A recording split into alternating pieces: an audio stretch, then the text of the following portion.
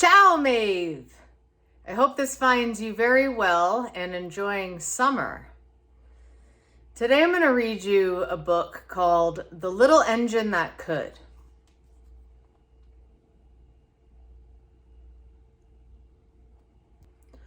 The Little Engine That Could. Chug, chug, chug, puff, puff, puff, ding dong, ding dong. The little train rumbled over the tracks. She was a happy little train, for she had such a jolly load to carry. Her cars were filled full of good things for boys and girls. There were toy animals, giraffes with long necks, teddy bears with almost no necks at all, and even a baby elephant. Then there were dolls with blue eyes and yellow curls, dolls with brown eyes and brown bobbed heads, and the funniest little toy clown you ever saw. And there were cars full of toy engines, airplanes, tops, jackknives, picture puzzles, books, and every kind of thing boys or girls could want. But that was not all. Some of the cars were filled with all sorts of good things for boys and girls to eat. Big golden oranges, red-cheeked apples, bottles of creamy milk for their breakfasts, fresh spinach for their dinners, peppermint drops, and lollipops for after-meal treats. The little train was carrying all of these wonderful things to the good little boys and girls on the other side of the mountain. She puffed along merrily. Then, all of a sudden, she stopped with a jerk. She simply could not go another inch. She tried and she tried, but her wheels would not turn. What were all those good little boys and girls on the other side of the mountain going to do without the wonderful toys to play with and the good food to eat? "Here comes a shiny new engine," said the funny little clown who jumped out of the train. "Let us ask him to help us." So all the dolls and toys cried out together, "Please, shiny new engine, won't you pull our train over the mountain? Our engine has broken down, and the boys and girls on the other side won't have any toys to play with or good food to eat unless you help us." But the shiny new engine snorted, "I pull you? I am a passenger engine. I have just carried a fine big train over the mountain with more cars than you ever dreamed of. My train had sleeping cars with comfortable berths, a dining car where waiters bring whatever hungry people want to eat, and parlor cars in which people sit in soft armchairs and look out of big plate glass windows. I pull the likes of you? Indeed not." And off he steamed to the roundhouse where engines live when they are not busy. How sad the little train and all the dolls and toys felt. Then the little clown called out, "The passenger engine is not the only one in the world. Here is another engine coming, a great big strong one. Let's ask him to help us." The little toy clown waved his flag, and the big strong engine came to a stop. "Please, oh please, big engine," cried all the dolls and toys together. "Won't you please pull our train over the mountain? Our engine has broken down, and the good little boys and girls on the other side won't have any toys to play with or good food to eat unless you help us." But the big strong engine bellowed, "I am a freight engine. I have just pulled a big train loaded with big machines over the mountain. These machines print books and newspapers for grown-ups to read. I am a very important engine indeed.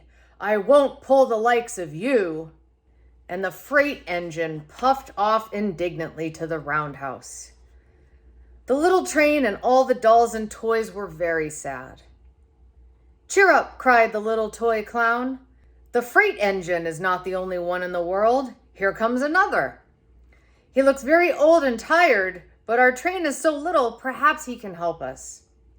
So the little toy clown waved his flag, and the dingy, rusty, old engine stopped. "Please, kind engine," cried all the dolls and toys together, "won't you please pull our train over the mountain? Our engine has broken down, and the boys and girls on the other side won't have any toys to play with or good food to eat unless you help us." But the rusty old engine sighed. I am so tired.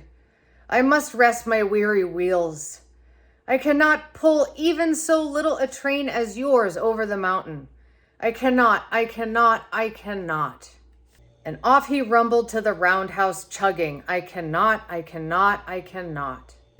Then indeed the little train was very, very sad, and the dolls and toys were ready to cry. But the little clown called out, Here's another engine coming. A little blue engine, a very little one. Maybe she will help us. The very little engine came chugging merrily along. When she saw the toy clown's flag, she stopped quickly. What is the matter, my friends? She asked kindly. Oh, little blue engine, cried the dolls and toys, will you pull us over the mountain?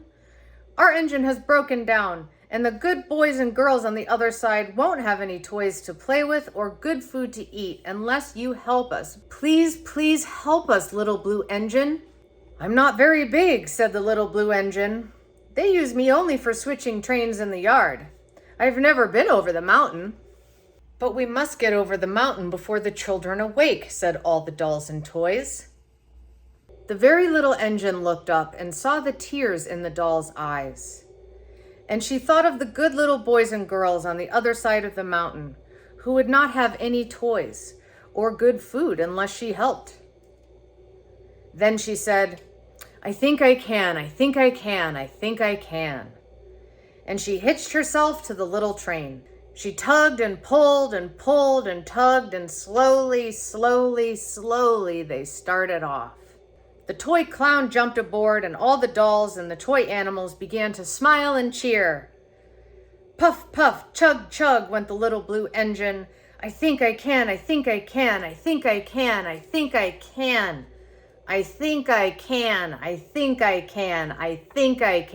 I think I can. Up, up, up.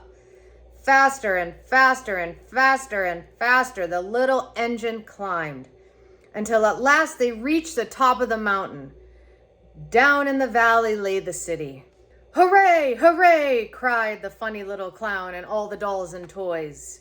The good little boys and girls in the city will be happy because you helped us, kind little blue engine. And the little blue engine smiled and seemed to say as she puffed steadily down the mountain, I thought I could.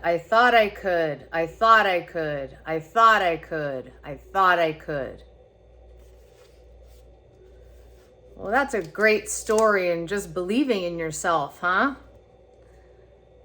The little engine that could. I think I can. Well, I hope you enjoyed this story. And until next time, ciao, Maeve.